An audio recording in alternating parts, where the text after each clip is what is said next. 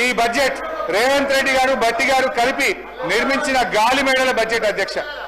ఎన్నికల ముందు పాతాల భైరవి, నరుడా ఏమి నీ కోరిక, ఎన్నికల తర్వాత పాపాల భైరవి, నన్నేం అడగద్దు నాకేం తెలియదు అధ్యక్ష.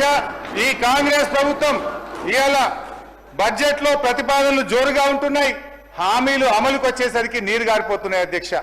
డిసెంబర్ 9, 2023 నాటికి చేస్తానన్న హామీలు మరి ఎన్ని డిసెంబర్లు దాటాయో మాకైతే అర్థమైతలేదు అధ్యక్ష.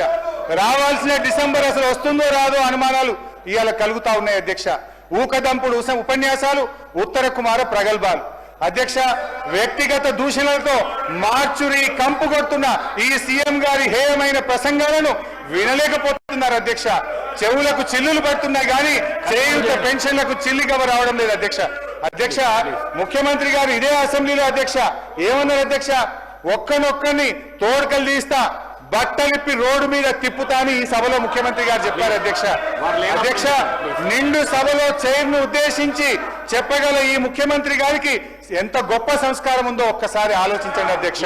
అసలు సంస్కారానికి ఆస్కార్ అవార్డు లేదు కానీ ఉంటే గింటే అది గౌరవ ముఖ్యమంత్రి గారికి ఇవ్వచ్చు అని చెప్పే ప్రయత్నం చేసిన అధ్యక్ష. అంతకుమించి అధ్యక్ష, నేను ఒకటే అంటున్నా అధ్యక్ష, వీళ్ళు అధికారంలోకి వచ్చి 16 నెలలు అయింది అధ్యక్ష. ఎంతసేపు బీఆర్ఎస్ ను తిట్టుకుంటా, ఎంతసేపు ప్రతిపక్ష నాయకుడి మీద ఆడిపోసుకుంటేనే కాలం గడుపుతారు అధ్యక్ష.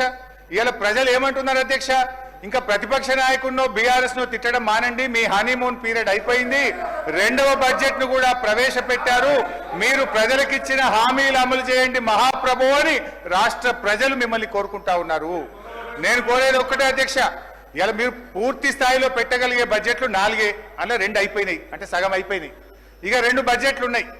అయితే మిగిలిన 2 కూడా ఇట్లనే మీరు పుణ్యకాలం ఇట్లనే చేస్తే కరిగిపోతుంది అధ్యక్ష. దయచేసి ఇప్పటికైనా ప్రజలకిచ్చిన హామీలు అమలు చేయండి.